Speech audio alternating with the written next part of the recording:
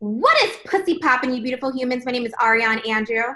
I'm Matt Dillon, and welcome to another piping hot episode of Sippin' the Tea, where we what, girl? We sip the tea and our guests brew Feel that tea! Girl, I am off today. That is weak as fuck. Who you got with you, girl?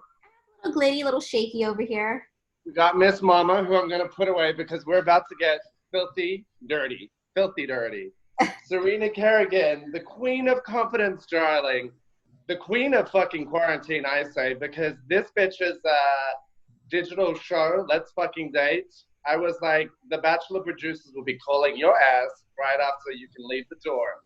Welcome, my darling. Thank you for being here. Thank you guys for having me. I love your intro. It's so sexy. Okay, well, girl, we're going to just dive right on in. Quarantine is a crazy moment right now, but, it depends on how you look at it because it's all very, by perspective and reflective. So take us through what have been some positive, what have been some negative takeaways as you're dealing with quarantine, locked in the house. Yeah, so, quarantine started. I'm in New York City right now, and my roommate left, and my parents are uptown, and all my friends left the city. They, peaced out, and I was like, I'm going to stay. I didn't really have another option, and I was felt super single and super sad in the beginning because I was just anxious. I was like, what? Why do I feel this way? Because I'm someone who's queen of being single, love it, don't want a man, want to secure the bag, making money, career. And then quarantine started, and I was kind of want a boyfriend right now. And I was perplexed by this sudden shift and how I was feeling. And I did a lot of research about it because I was like, am I a fraud? Is something wrong with me? And turns out it's totally normal. It's a global pandemic. Okay. Feeling all sorts of things. And I don't know. I just really went in with my content, and I just started doing this live dating show called Let's Fucking Date. It's every Friday at 8:30 Eastern. And it's fucking insane. And it's just picking up. It's has a lot of traction right now. So it is.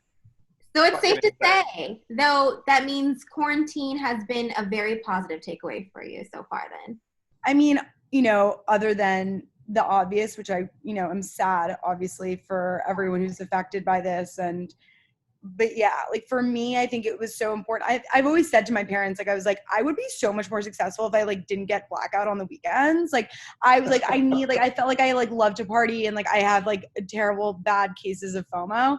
So and part of my brand is being really social, but I realized this is exactly what I need. I'm really focused, and I just had left my job at Refinery 29 as video producer a month before quarantine, and I was kind of I don't know. I don't even know what my plan was. I was just I'll figure it out. And then this kind of really made me be okay, what, for me, I was this moment in history will never repeat itself in that, you will never have this many people watching your content right as you post it. That is this is it. So what can you make within this time frame that you really, that you could really be proud of and that you could get people to pay attention? And I love going live. I always have. So I was just okay, I'm just going to do a live show. And then I was what about a live dating show? And now maybe I'll meet my Prince Charming. Maybe. So take us through, I want to talk about your journey. You mentioned Refinery, but I want to talk about, the balance between that FOMO and being the party persona, but also I think intrinsically, and I've kind of looked over the stuff that you've done throughout. There seems to be a meticulous part of you that you want something, you get it done, but you put there's kind of you're putting jigsaw puzzles together. So take us through that journey from Refinery into just the content creation. What drove you to pick up the phone and go live for the first time? What was the, Yeah. I think it's really just my entire brand is about confidence and not giving a fuck what people think.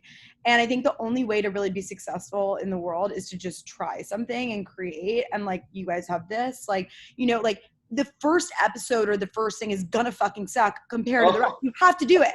Yes. And no one wants to start because they're so exactly. I can't even. Yeah. No. So fucking bad. So bad. Yes. So bad. But duh. But that's okay because people I respect the shit out of people that create, because it's so easy to critique, but it's so hard to pick up the phone or to, to get the camera or do the podcast and to really make something. And so I was like, I love live. What I love about live is that you go live and then when it's over, no one's got to watch it again. You know what I mean? So I was just like, it feels so like kind of just like easy in the sense of like, there's not a lot of pressure of like, compared to like an Instagram feed where it's permanently on the feed for, so that's like different, And then it's just like, you try, I think for me, like what I've always been able to do is connect with people, and my audience like loves, so I was like alone in my apartment for months, and I was like, my audience became like the best friend on my couch, like chatting and so whatever. And then, you just have to, it's just like, I've always wanted to be successful. Like, I'm sure you guys always want to be successful. And I was just like, I will do anything. Like, I will make any type of sacrifice. But like pre-quarantine, I was saying that, but like, I wasn't really willing to like not go out and like zero in. Because of these limitations, I find that people are way more creative when they have limitations. And like, these limitations made me be like, okay, like, you want to be a fucking star, bitch? Let's be a star. Let's do it. Yes. See that, bitch? That's it.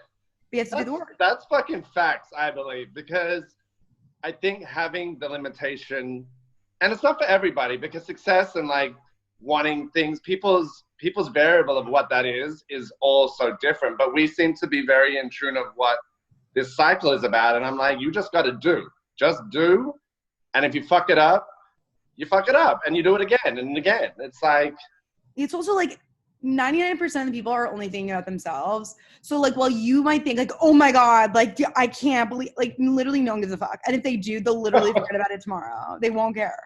That's true. They won't care. So, I mean, you are the queen of confidence, which, I mean, for a lot of people, it takes time to kind of grow into that. Some people just naturally have it and are that bitch, So have you always had that confidence, or is it something that kind of you grew into?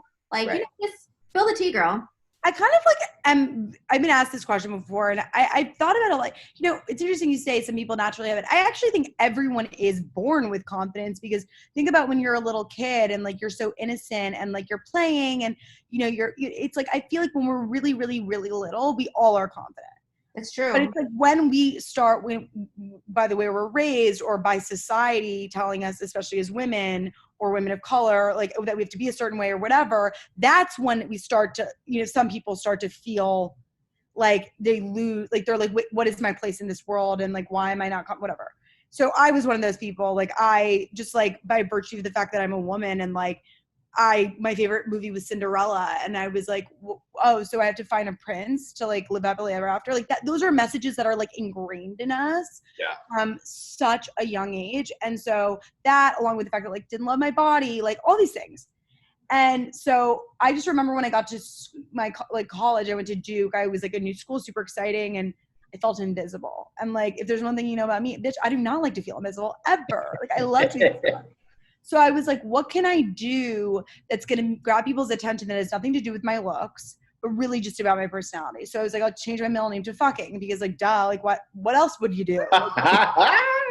No idea. And like, I just literally told everyone I legally changed it. And like, I don't know why they believed me. I'm like, we go to Duke. Like, how stupid are you? But anyway, it's fine. It's great. Like they believed it. And it was so helpful for me. And so what I say to people, it took me years to like go from SFK to the queen of confidence, like a long time. But I think that like what it was like a persona, channeling a persona, like a Lady Gaga, Sasha Fierce, SFK, like something that like makes you feel like the shit, even when you're not really feeling the shit. Yeah. And then 2, just like talking to yourself, like really talking to yourself, like not those like earnest, like self-affirmations, but like really just like being like, you're a bad bitch. Don't forget it. That's I'm all about that. I actually can pinpoint that. I don't know, Ari, whether you can pinpoint. I remember the first time that I realized being gay would start to bring me down when somebody said to me in year 4, I was like a kickstart. I was like all about it. And then they said, did you kiss your neighbor? I was like, yeah. And then from that moment was when I had to literally rebuild that process. And I was like, it's so funny. There's those defining moments where you go down, and then my life started after high school, bitch. I am that bitch and I will remain that bitch. So, that's it. I mean, you hit the nail on the head. It is society, it's like, you get it social media, what we're being shown, you know, do I have enough likes? Do I have, you know, it can totally bring down your confidence. But if you know you're that person, you're that motherfucker, then none of that matters. But we're human. And speaking of like digital content, social media, let's talk about your show, Let's Fucking Date. So, you know, for people who don't know what the show is about, girls spill the tea. And, you know, I mean, you said already earlier that it came from you wanting to find your man. So where is he though?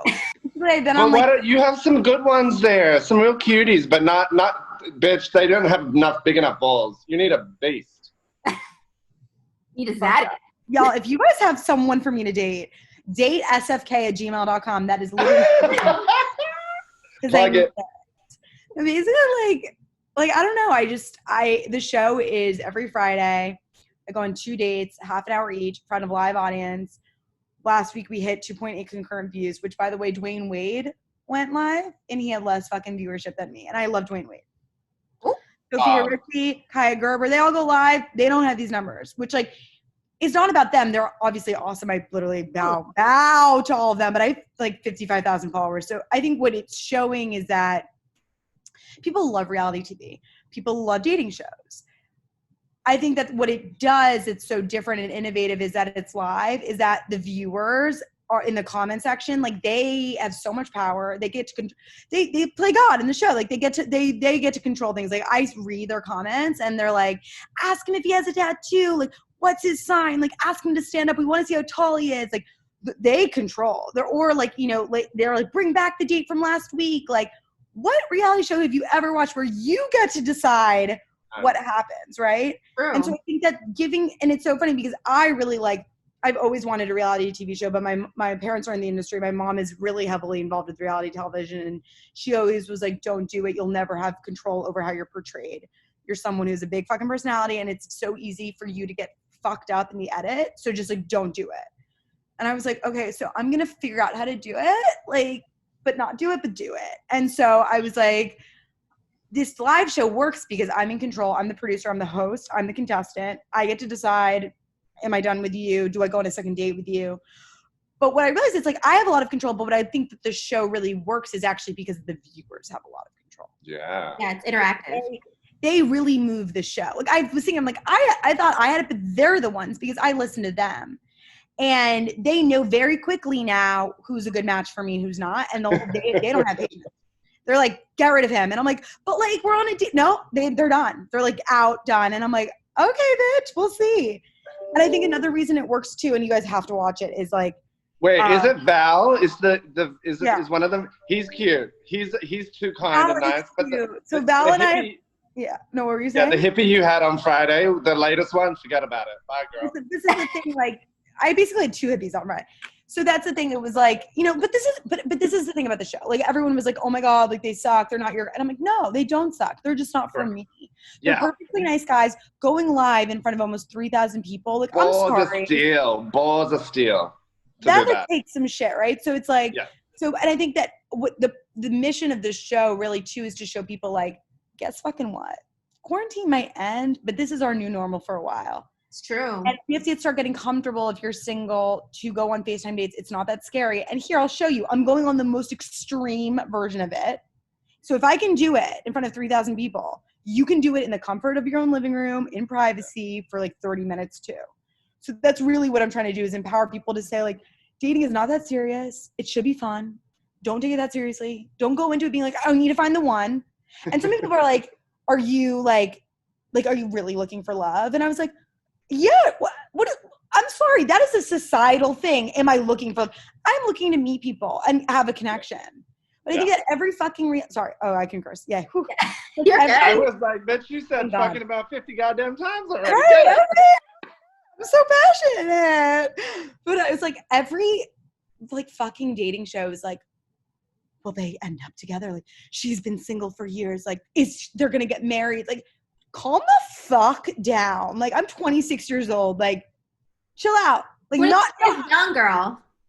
But it's just like, but even so, like, again, it is like men, you know, in these positions of power. Not men specifically. I don't want to blame them, but I think that it's against society being like, women have to get married and if they're approaching a certain age, then oh my God, but like, that's not what it should be. Dating should be fun and like, chill the fuck out. Like, we're in a quarantine. Like, I'm not going to marry anyone after this, but like, am I open? Absolutely. Like, but like, does he get a second date? We'll see. Like, I'm not trying to settle. Yeah.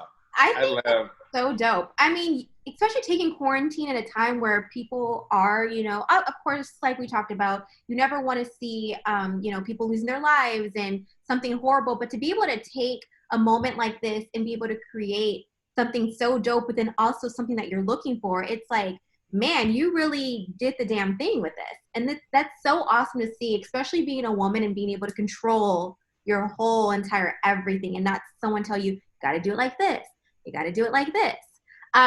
So for people who are looking for dating advice right now, and if you had to say there are some key ingredients to a successful date, what would you say that is?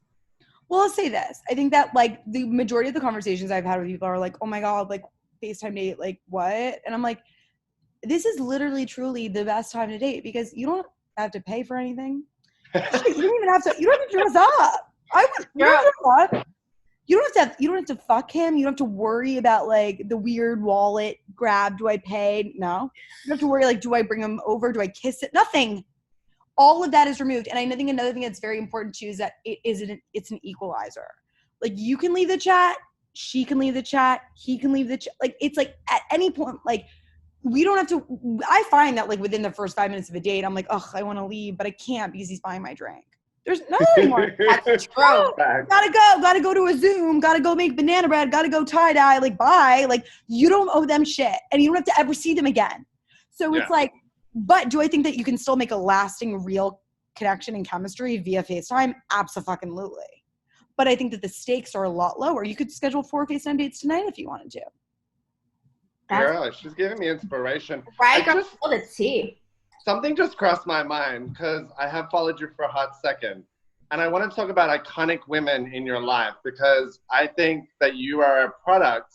I don't know much about your mother, but I think your grandmother is a huge icon. And the relationship that you two have, what does she think about Let's Fucking Date? Because she is a queen and she seems very New York society. So it's she is New York society. Oh my God, you nailed it. Oh, I used to live on the Upper East Side, dolls. I lived in New York for 10 years, so I know all about it. I was like, Grandma, what's going on, girl? New Yorkers over here. Literally, she's just like an icon legend. She like, to give you guys some background, she was a Pan Am stewardess, like back when it was like fucking chic in the 50s when like, like being like literally like a flight attendant was like, you were a model. Like they measured her and shit. And like, she was like, it was the most glamorous thing. Like it was like planes, like were like a luxury thing. And like, she went all over the world. So that's why she's super like well-spoken and well-traveled.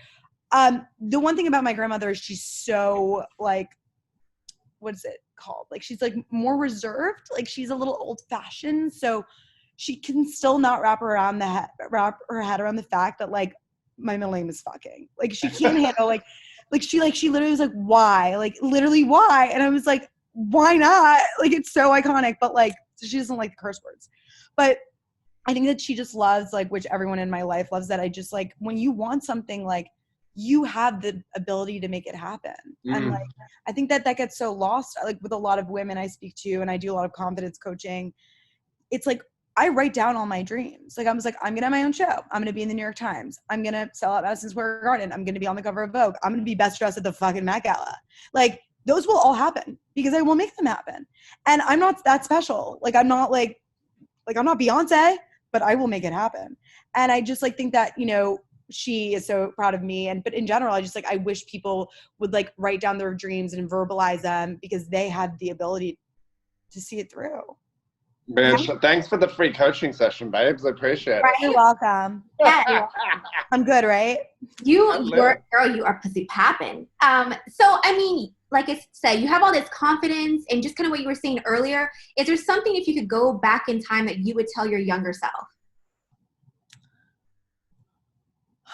Oh, that's a really good question. I think I would just say like one day the guy that rejected you, like literally like you'll never, when I say never think about him again, like Never. Like I think that like I used to get so upset like when a guy like didn't want to go up with me or like broke up with me or like blah, blah, blah. And I'm like, I literally don't even know their names anymore. Like you just like you won't, because like I think in the moment as you grow up, this is kind of long-winded answer, but I think it's just like when you're younger, you think everything's the biggest deal ever. When you grow up, you have more perspective.